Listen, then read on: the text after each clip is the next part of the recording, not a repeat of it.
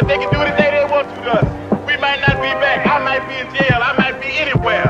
But when I leave, you can remember I said with the last words on my lips that I am a revolutionary. And you're going to have to keep on saying that. You're going to have to say that I am a proletarian. I am the people. I'm not the pig. You got to make a distinction.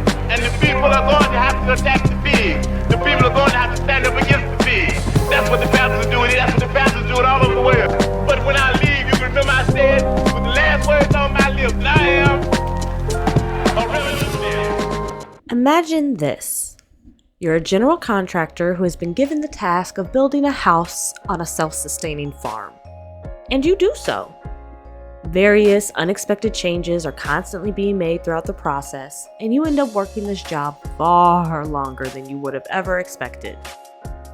Then, when the bill comes due, the person who tasked you with building this keeps kicking the can down the road.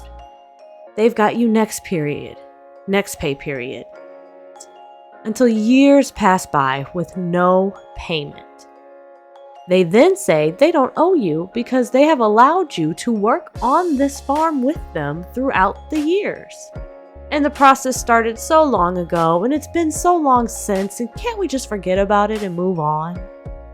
Eventually your son, and then his son, and then his son, and then his son takes over the business you built and tries to get payment for that work that was done so long ago. But now there's an international contractors union that you didn't ask to be a part of. But that union unilaterally decided you were a part of their coalition because they said you originally came from their contractors union. They then go to the owner of your debt and say, we represent all general contractors, and instead of paying the past due bills directly to who did the work, you're going to pay us, and we'll distribute those funds according to our own guidelines. The connection?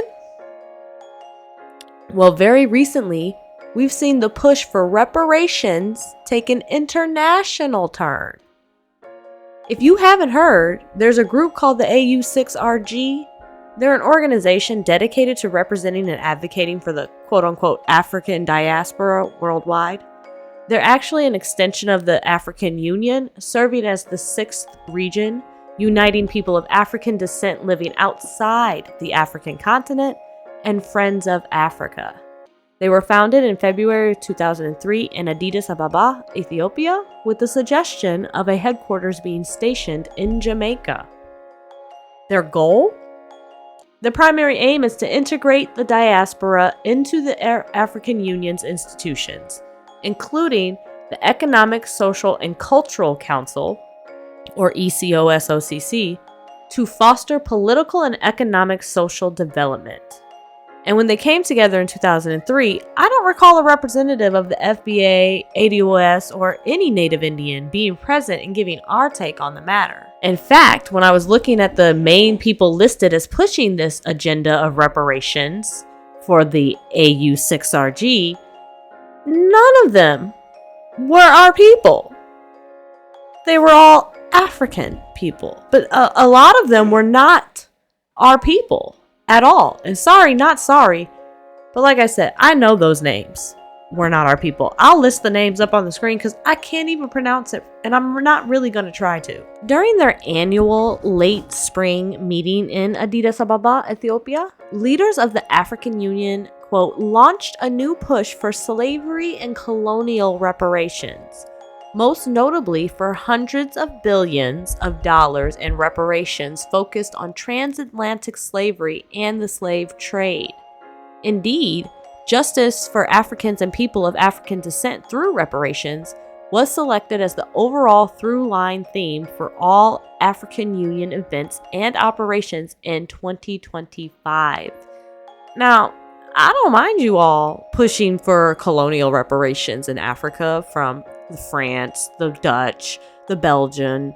You know, I don't mind. Get yours where you deserve to get yours, because they did do a disservice to the continent of Africa itself, most certainly. Not only are our dollar figure amounts different, we don't even have the same people who owe us, the same debtors. The article goes on to say, what matters is the responsibility of those states and nations whose economic evolution once depended on slave labor and colonialism, and whose forebears participated either in selling and buying Africans, or in owning them, or in colonizing them.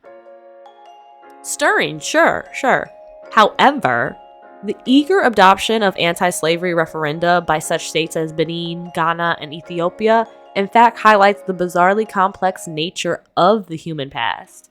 If those names did not give the punchline away, most of the significant African powers demanding reparations in current moment are themselves former merchants of life, mass-scale traders in slaves, or the direct heirs either of states that were or the colonial powers that displaced them. Algeria, for example, both as Legend's Regency of Algiers and as a more mundane province of the Ottoman Empire, was also active in the trade, operating some of Africa's largest slave bazaars. Huge markets with thousands of slaves sold through the trans-Saharan route. Their slaves were acquired through trade, through raiding, and through expansion wars. And that's just one example.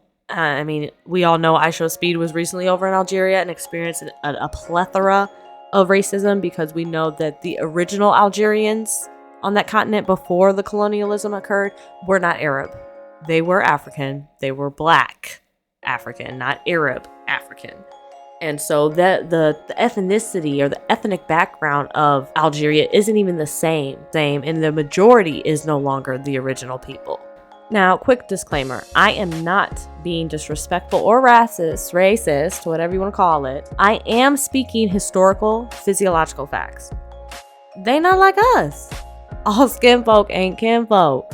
We are not one and the same. Africans and so-called African Americans are not the same. Ethnically, culturally, historically, biblically, we are two completely separate lines of people. And to just kind of go into that a little bit more, for example, a majority of us who read the Bible also believe that there were the Shemites from Noah's sons Shem, Ham, and Japheth, the Hamites, and the Japhites. Now, most people understand that Shem is the eldest of Noah's sons and was the ancestor of the Semitic peoples, a line that included Abraham, Isaac, and Jacob, aka Israel. The Shemites are described as the ancestors of various Arabian tribes, the Armenians or Syrians, the Assyrians, the early Chaldeans, the Elamites, and the Hebrews. This is very important. Hebrews. And most notably, using Zondervan's Compact Bible Dictionary, this clarifies the most important point of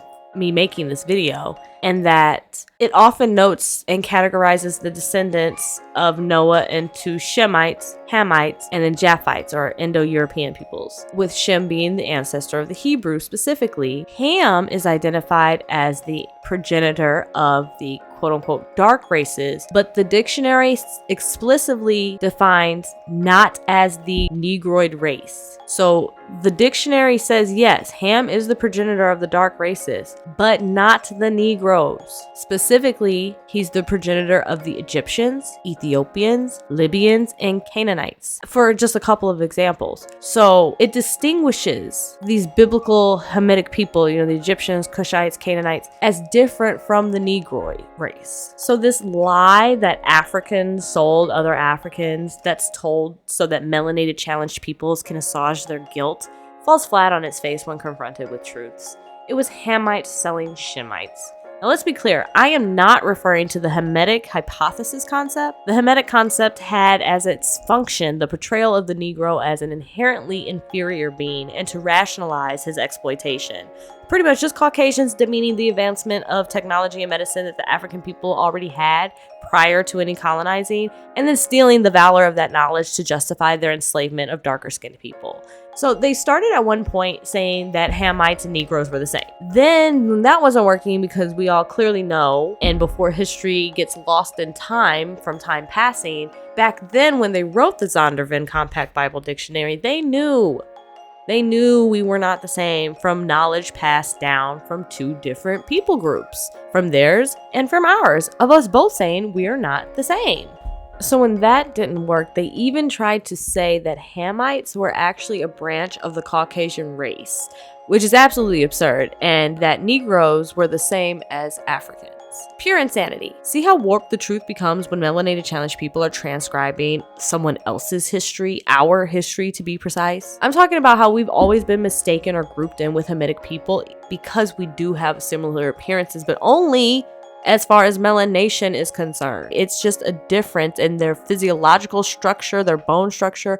We are just different people, just as much as the Caucasians are different from darker skinned people, I should say. But don't think they're getting away with this. On September 22nd, 2025, the Freedmen Reparations Fund Trust, or FRFT, issued a formal legal and cultural enforcement notice to the African Union's 6th Region USA affiliate. See, they even have an affiliate here in the United States already. But we don't have a representative of our own people over there, and we're gonna leave that alone. The letter, delivered directly to the administrators of AU6RG.org, challenged the African Union's unauthorized and false representation of freedmen of the United States, the lineal descendants of persons enslaved in the U.S. prior to 1865. The trust cited misrepresentation, jurisdictional overreach, and misuse of protected terminology, warning that the organization's language and claims could result in formal enforcement under U.S. copyright, trademark, and fiduciary law. So they did change the language and remove the usage of freedmen of the United States, FBA, or ADOS within 24 hours of receiving this letter. Now that's power. If we don't stand up for ourselves and say it, no one will. Everyone thinks we're here to enrich their lives, support their countries and communities with our labor and finances and culture. Every nation that's enslaved us has prospered during our enslavement, and they've all collapsed once we escape and leave. And that's what's happening today, even if they wanted to, which they don't. The United States couldn't let us go and leave and truly become a nation of people again, holy and separate to ourselves. We would dominate. Everyone in the world would be against that because they wouldn't stand a chance. I'm just gonna keep it real. But I am gonna leave you with these words of encouragement. Although they may not seem like it at first, if you really dwell upon the words and think about it, it is encouraging. Daniel 7:25. He shall speak words against the Most High, and shall wear out the saints of the Most High, and shall think to change the times and the law, and they shall be given into his hand for a time, time and a half time. And at the end of the day, we may have been given into the hand of the enemy for a time, times and a half time, but that's only temporary, not perpetual. He is coming back for his people, family. He's coming back for us. Take stock and faith in his word that he is coming back for us.